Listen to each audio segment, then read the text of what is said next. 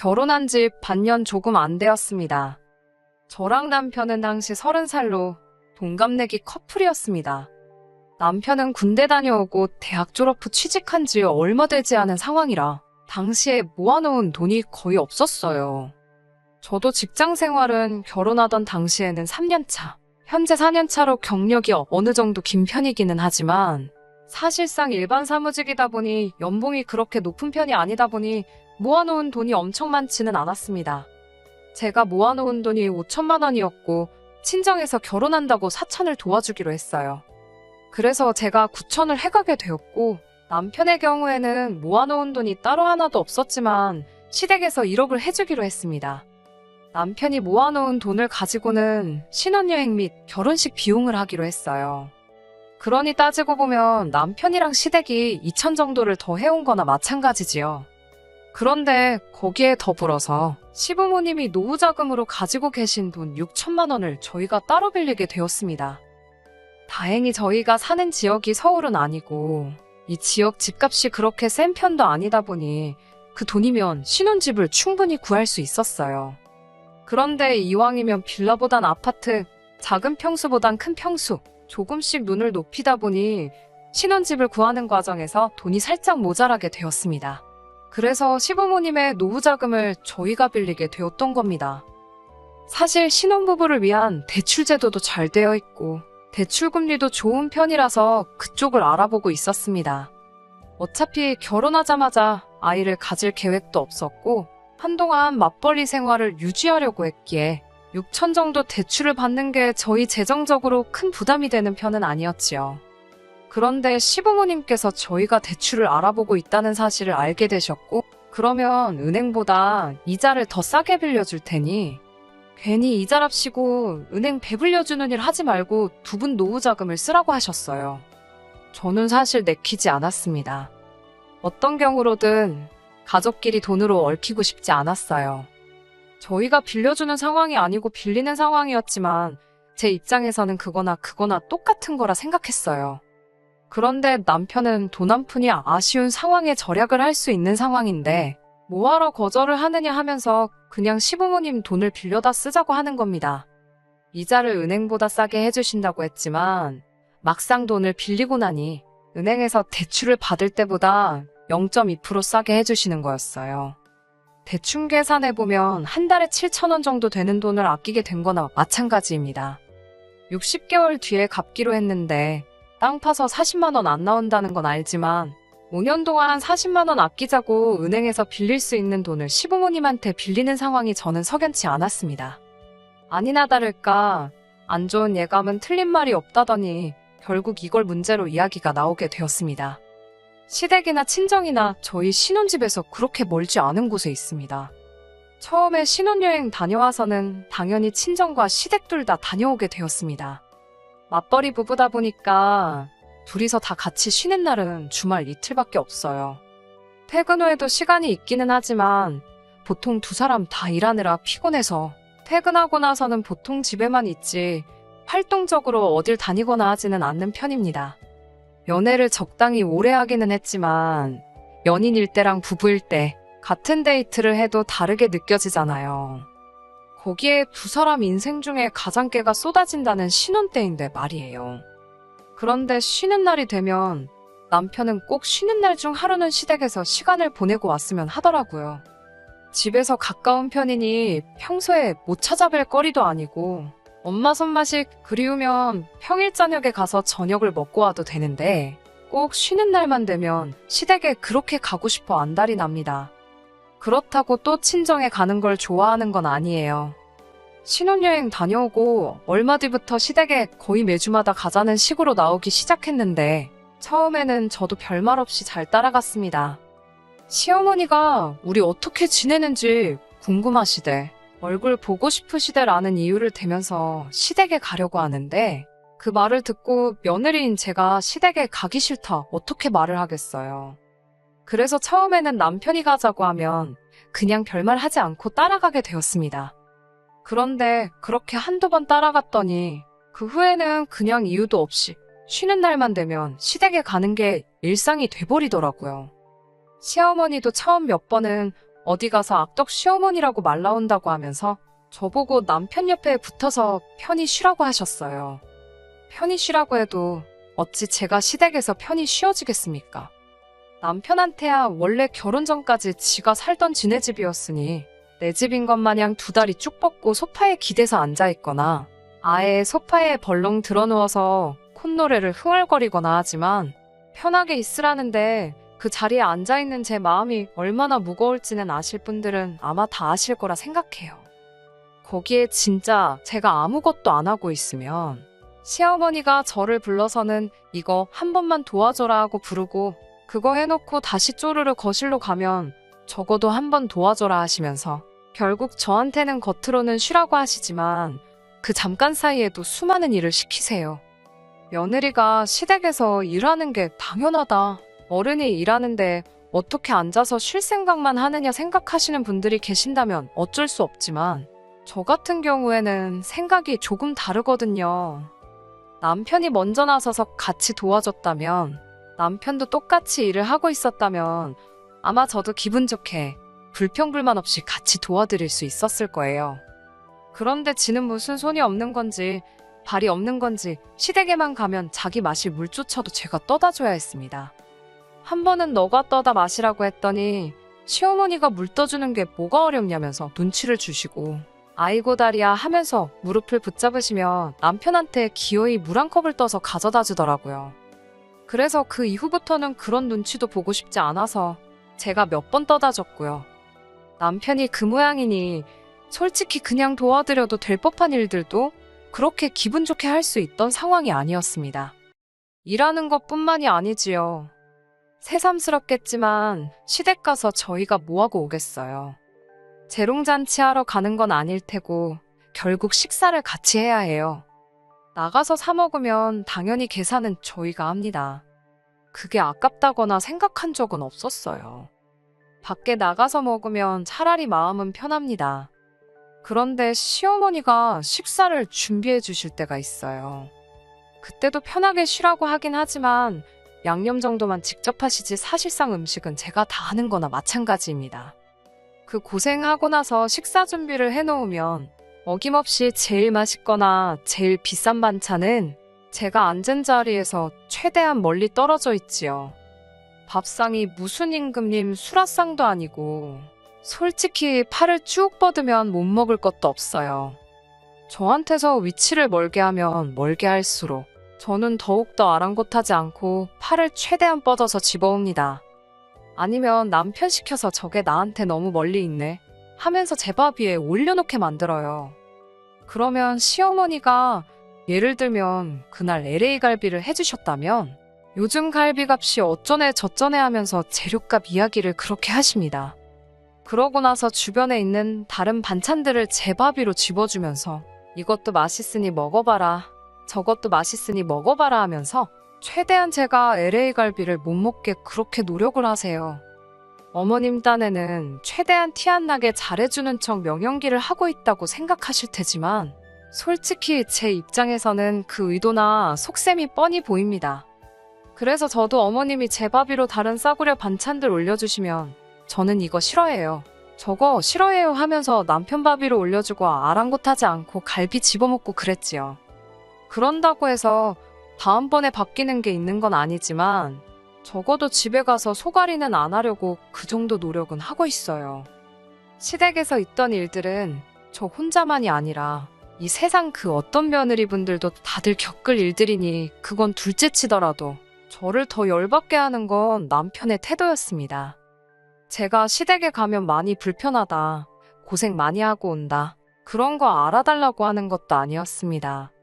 다만 남편이 둘이서 같이 쉬는 날 포기하고 저는 오히려 회사 다니는 것보다 더 많은 스트레스를 받는 건 아는지 모르는지 계속 시댁에만 가자고 하는 게 처음엔 이해가 가지 않았어요. 지 가족, 지 부모님 보고 싶어서 그러는 거 이해하겠는데 저도 제 가족이 있고 제 부모님이 있고 친정부모님도 저희 신혼집에서 엎어지면 코다울 거리에 계십니다. 그래서 매주마다 자꾸 시댁에 가자고 하길래 이번엔 그냥 넘어가선 안 되겠다 싶어서 남편이 시댁 가자고 선수치기 전에 친정에 가자고 먼저 이야기를 꺼냈습니다. 그러니 남편이 대번에 처가에는 무슨 일로 가느냐고 묻더라고요. 거의 매주마다 시댁에 가서 시부모님하고 같이 저녁 먹고 오지 않냐. 나도 오랜만에 친정부모님하고 같이 식사를 하고 싶으니 이번 주는 시댁 말고 친정에 가자. 이렇게 이야기를 했어요. 제가 무리한 부탁을 한 것도 아니고 한 번 시댁에 가면 친정에도 한 번은 가자고 하는 말이나 마찬가지였습니다. 그런데 남편은 얼굴에 오만상을 쓰더니 친정에 가면 자기 불편하다고 갈 거면 저 혼자 다녀오라고 하더군요. 여태까지 시댁 다닐 때는 가기 싫다는데도 몸 말도 안 되는 이유를 대면서 저를 데려가 놓고선 막상 친정에 가자니까 오만상 얼굴을 찌푸리며 불편해서 싫다고 하니 어이가 없었습니다. 그래서 저도 똑같이 말을 했지요. 나도 시댁 가면 불편하다. 너가 친정 가는 게 불편해서 나 혼자 다녀오라고 하는 거면 무슨 말 하는 건지 잘 알겠고, 나도 시댁에 가면 불편하니 앞으로 시댁 갈 일 있으면 너 혼자 다녀오라 한마디 했습니다. 그랬더니 남편이 그건 무슨 경우냐고 하더라고요. 경우는 무슨 경우냐고, 내로남불도 아니고 내가 시댁 따라가는 건 군말 없이 바늘에 실 가듯 따라가야 하는 거고, 너가 친정 갈 때는 너 기분 따라 가고 말고 정하는 게 말이나 되냐고, 불공평한 거 아니냐고 했습니다. 그러니까 남편은 그 상황을 가지고 원래 그런 거라고 하더라고요. TV를 봐도 어디를 봐도 남편이 마누라가 친정에 가면 마누라 친정 갔다고 좋아하는 장면은 있어도 남편이 시댁에 가면 여자들이 남편 시댁 가서 너무 좋다고 하는 장면 본 적이 없지 않냐고 하는 겁니다. 말인즉슨 친정에는 여자가 혼자 가는 게 맞는 거고, 시댁에 갈 때는 당연히 며느리인 제가 남편과 같이 가야 하는 게 맞다고 하는 거예요. 그게 무슨 말도 안 되는 소리냐고, 어깃장 부리지 말고 제대로 된 이유를 대라니까 진짜. 세상에서 가장 어이없는 말 같지도 않은 걸 이유라고 대면서 지금 제가 공평 불공평을 자기 앞에서 외칠 상황이 아니라고 하더라고요. 무슨 근거로 그런 생각을 하고 있느냐고 했더니 저희 결혼할 때 결혼자금 이야기를 하는 겁니다. 우리 부모님, 그러니까 시부모님 아니었으면 지금 우리 이 집에다가 살림이나 차렸겠냐는 어이없는 소리를 하는 겁니다. 여태껏 연애했던 기간과 결혼 생활 통틀어서 했던 말 중에 제일 어이없는 소리였어요. 얼마나 어이가 없었으면 콧방귀조차 안 나오더라니까요. 어머님 아버님이 그 돈을 그냥 해주셨냐고 따졌습니다. 당장 두 분도 요즘 상황에 어디 투자하는 것보다 우리한테 이자 받는 게 더 이득이니까 그 돈을 해주신 거 아니겠냐 했지요. 혹시 은행에서 대출받아도 되는 돈을 해주시는 것 때문에 내가 매주 시댁에 가서 가사노동도 해야 되고 사위가 친정은 대접도 안 하고 코빼기도 안 비추게 내버려둬야 하는 거냐고. 그러면 당장에 은행 가서 대출을 받아올 테니 시부모님한테 그 돈 돌려드리라 했습니다. 5년 동안 40만 원 아끼자고 그러기엔 내 시간도 아깝고, 내가 스트레스 받아서 골병 들고 주름 하나씩 생기는 거 생각하면 돈이 아끼는 게 아니라고요. 5년 동안 내가 한 달에 10,000원씩 해서 시부모님한테 돈 따로 보내줄 테니까 앞으로 나는 시댁에서 시어머니 일하는 거 도와주고 그러기는커녕 그냥 앞으로 시댁의 발길을 따로 안 하겠다 했습니다. 그리고 다시 한번 당장에 은행부터 가서 일주일 내로 시부모님하고 금전관계 청산해 놓으라고 했어요. 사실 여기서 남편이 조금 수그리고 들어왔으면 그냥 사소한 부부싸움 한 거로 치고 그냥 넘어갔을 거예요. 말이야 그렇게 했지만 솔직히 저렇게 돈 갚아버리고 하면 제가 시부모님한테 불만이 잔뜩 있다고 광고하는 거나 마찬가지잖아요. 사실상 싸우게 된 이유도 제가 시댁에 가는 게 싫다는 게 아니라 시댁에만 너무 신경 쓰지 말고 시댁만 가지 말고 처가도 같이 가자. 친정부모님도 시부모 챙기듯 신경 좀 써달라. 이것 때문에 발생한 거나 마찬가지니까요. 그래서 일을 더 크게 만들고 싶지도 않았고 적당히 남편 참교육 해주고 결혼 생활이라는 게 지네 집에만 잘해서 되는 게 아니다 하는 것만 알려주고 싶었어요. 그 뒤에 시댁에 가든 친정에 더 자주 가든 그건 그 나중의 일이고 짚고 넘어갈 건 짚고 넘어가자는 뜻이었으니까요. 그런데 남편은 뭘 그 상황에서 아득바득 이겨먹어야겠는지 말 잘했다고 하면서 결혼자금 이야기를 꺼내버리는 겁니다. 솔직히 시부모님이 1억을 도와주기는 했는데 남편이 모아놓은 돈이라고는 1,000만 원도 안 돼서 결혼식 비용하고 신혼여행 다녀오고 나니 남는 것도 없었거든요. 지가 모아놓은 돈은 한 푼도 안 들어가는 거나 마찬가지였는데 큰 소리를 치면서 내가 1,000만 원을 더 했네, 네가 덜 했네 따지고 계산하더라고요. 실제로 제가 해온 게 친정부모님 돈 합해서 9천 정도였으니 남편 말이 틀리지는 않았고 여전히 시댁하고 남편 쪽에서 1,000만 원 더 해온 게 맞지요. 방금 전까지는 시댁에서 빌린 돈도 해온 거라고 우겼지만 그걸 빼고서라도 여전히 자기 쪽에서 해온 돈이 더 많으니 제가 시댁 눈치를 봐야 한다고 끝까지 지 고집을 부리면서 한마디를 안 지려고 하더라고요. 제가 연애할 때 제 눈치 많이 보면서 제 기분 맞추려고 그렇게 노력하던 사람하고 같은 사람인가 싶었습니다. 결혼하고 나서 저렇게 180도 바뀌어서 가족들밖에 모르는 사람이 될 거면 왜 대체 결혼을 하려고 하는가 했는데 지금 와서 생각해보니 그 이유를 알겠더라고요. 결혼도 하지 않고 가족 품에서 살면 매일같이 같이 사랑하는 가족들 품에서 살 수 있는 게 중요한 게 아닌 거죠. 저런 사람들 심리가 내가 하기 싫은 효도를 대신해줄 사람이 생긴 거나 마찬가지라고 생각하는 겁니다. 매일같이 한 집에 지내기엔 자기가 신경 쓰거나 해야 할 일이 너무 많아서 싫지만 결혼해서 나가 살면 자기가 하기 귀찮던 신경 써야 할 일들을 마누라한테 다 시켜버리면 되는 거니 결혼하는 거 아니겠나요? 아무튼 남편이 고작 1,000만 원 가지고 제가 평생을 시댁 눈치 보면서 살아야 한다는 식으로 나오길래 저도 더 이상 그걸 참고 지내기는 싫어서 그냥 그 길로 짐 싸서 친정으로 갔습니다. 어차피 친정 혼자 가라고 했는데 어디 한번 진짜 친정에 가면 어떻게 되나 보자 하는 심정이었지요. 친정에 짐 싸들고 가니 친정 부모님께서도 무슨 일이 일어난 걸 눈치채고는 좌초지종을 물어보셨습니다. 저딴 남편을 감싸주자고 다른 말을 지어내기도 싫어서 그냥 가감없이 다 이야기해버렸어요. 친정 부모님도 굉장히 어이없어 하셨고 그 길로 남편을 소환했습니다. 남편도 제가 가자면 저 혼자 가라고 하지만 그래도 장인 장모님이라고 부르니까 오더라고요. 아니면 제가 열받은 거 보고 분위기 살피러 온 걸 수도 있고요. 아무튼 남편이 도착하자마자 저희 부모님이 남편 앞에 앉혀놓고 통장 하나 던져주시더군요. 그 통장에 있는 돈으로 시부모님한테 빌린 돈 갚고 1,000만 원 더 해줬던 것도 돌려드리라 하시더라고요. 고작 1,000만 원 더 해온 거 가지고 우리 딸 평생 눈치 보고 살게 만들 생각이면 그 돈 다 해줄 테니 앞으로 자네가 우리 집 와서 평생 눈치 보고 살려고 하시더라고요. 남편이 통장에 찍혀있는 액수를 보고 몸만 베베 꼬면서 아무 말도 못하고 있는 걸 보니 속이 후련했습니다. 그런데 또 고작 시댁 몇 번 안 가겠다고 이러는 것도 싫고 돈 얼마 가지고 어느 한 집에 눈치를 봐야 한다 이러는 것도 웃긴 것 같더라고요.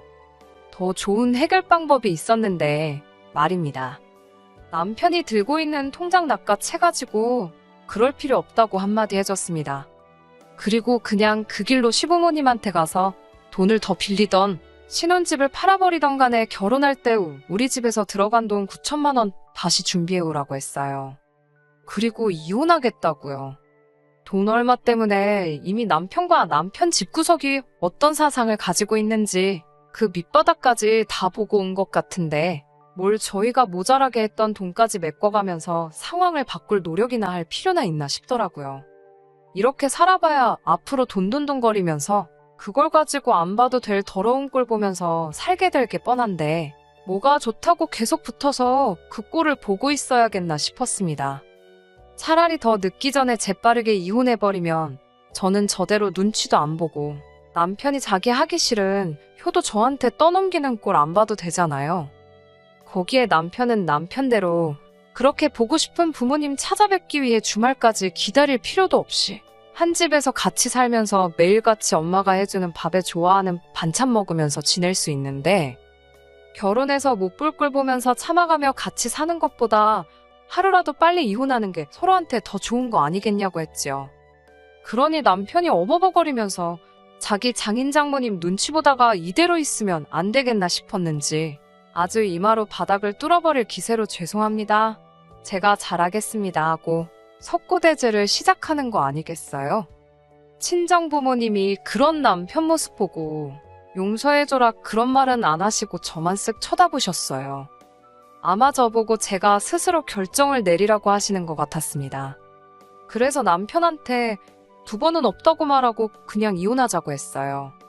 한 번 용서해줄 수도 있는 일일 수도 있지만 이미 반년도 안 되는 짧은 결혼 시간 동안 1,000만 원 더하고 돈 빌려준 걸 가지고 저희 집이 무슨 평생에 걸쳐서 갚아야 할 은혜를 입은 거나 마찬가지인 것처럼 생각했고 행동했다는 걸 보면 기회를 준다고 해서 바뀔 집구석이 아니란 걸 깨달았기 때문입니다. 그 뒤로 시부모님까지 나서가지고 자기는 그렇게 생각해 본 적 없다고, 나한테는 소중한 며느리고 딸보다 더 아껴줬다고 하시는데 그건 사실 부처님밖에 모르는 일 아니겠어요? 밥 먹을 때만 봐도 남편만 대놓고 맛있는 거 먹게 해주려고 하셨는데 그 집 구석 딸보다 더 아껴주셨다고 하기엔 가장 치사한 게 먹는 걸로 사람 차별하는 거라던데 말이 앞뒤가 안 맞는 소리나 마찬가지였습니다. 결국 남편과는 합의점을 찾을 필요도 없이 그냥 그렇게 결혼 반년 만에 이혼하게 되었습니다. 애써 참고 살바해야 차라리 이혼하는 게 훨씬 좋은 것 같아요. 요즘 금리가 엄청 올랐다고 하는데 그 뉴스를 보면 또 금리 오른 거 가지고 얼마나 생색을 냈을까? 혹시나 금리 올랐다고 이자도 더 받아야 한다 어깃장을 부리지 않았을까? 그런 생각이 드네요. 반년 만에 이혼하게 돼서 사실 주변에서 수군거리는 거 들어야 했고 눈치를 봐야 했지만 그거 길어봐야 한 달도 안 돼서 다 사라지더라고요. 세상 사람들이 생각보다 남의 일에 크게 관심이 없는 것 같더라고요. 괜한 걱정 때문에 아무것도 안 하고 참고 사는 것보다는 잠깐 눈치 보이더라도 속 시원하게 제가 하고 싶은 대로 사는 게 정답인 것 같습니다. 끝까지 들어주셔서 감사합니다. 오늘의 사연은 여기까지입니다. 구독과 좋아요, 알람 설정 부탁드리고 더 좋은 사연으로 다시 찾아뵙겠습니다. 감사합니다.